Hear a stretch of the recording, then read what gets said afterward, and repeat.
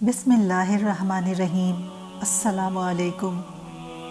आज की वीडियो में मैं आपको बताऊंगी कि दुआएं क्यों कबूल नहीं होती।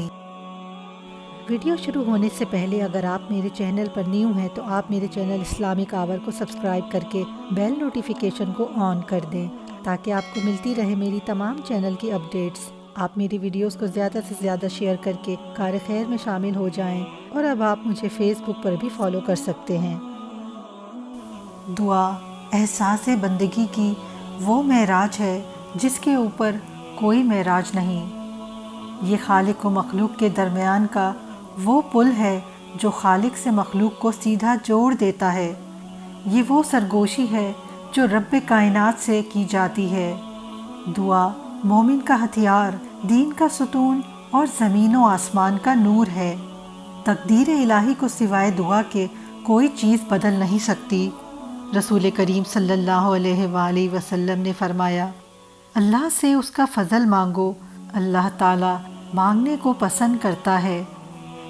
सूरह निसा में फरमाने बारी ताला है, अल्लाह ताला से उसके फ़ज़ल की दुआ मांगते रहो, यकीनन अल्लाह हर चीज़ का इल्म रखता है। लोगों ने एक दफ़ा हज़रत इब्राहिम बिन अदहम बल्खी रहमतुल्लाह अलैह से पूछा कि क्या वजह है अल्लाह ताला हमारी दुआएं कबूल क्यों नहीं फरमाता। आप रहमतुल्लाह अलैह ने ये 10 बातें बयान फरमाईं। आपने फरमाया, इसलिए कि तुम अल्लाह को जानते हो मगर उसकी इताअत नहीं करते। रसूलुल्लाह सल्लल्लाहु अलैहि वसल्लम को पहचानते हो मगर उनकी पैरवी नहीं करते। कुरान करीम पढ़ते हो मगर उस पर अमल नहीं करते। अल्लाह ताला की नेमत खाते हो मगर उसका शुक्र अदा नहीं करते। जानते हो कि बहिश्त इताअत करने वालों के लिए है मगर उसकी तलब की कोशिश नहीं करते।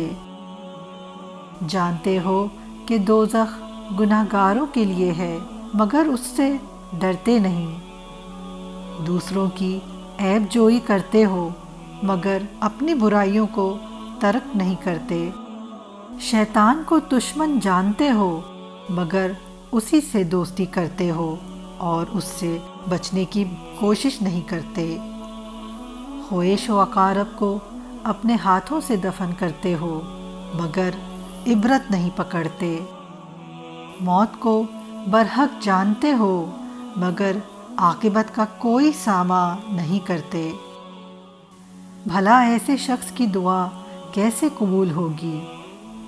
रब्बे करीम से दुआ है कि वो हमें अपनी ज़िंदगी में नेक और अच्छे अमल करने की और बुराइयों से बचने की तौफीक अता फरमाए। आमीन।